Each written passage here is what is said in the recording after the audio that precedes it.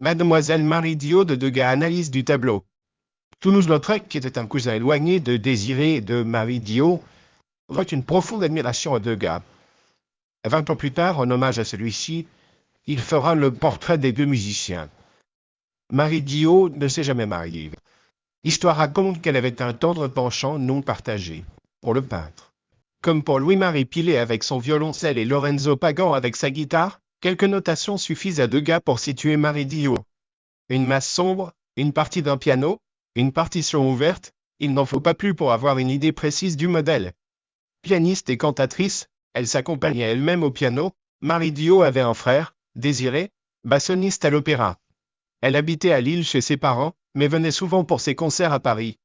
Restée célibataire, elle vivait des leçons de musique et de chant qu'elle donnait, notamment à des jeunes femmes qui souhaitaient chanter dans des cafés-concerts. Réputée pour sa gentillesse, elle oubliait souvent de les faire payer. Cette toile restera dans le petit appartement de Marie Dio grâce à l'entremise de Marcel Guérin, président de la Société des Amis du Louvre, qui rapporte dans ses souvenirs l'anecdote suivante.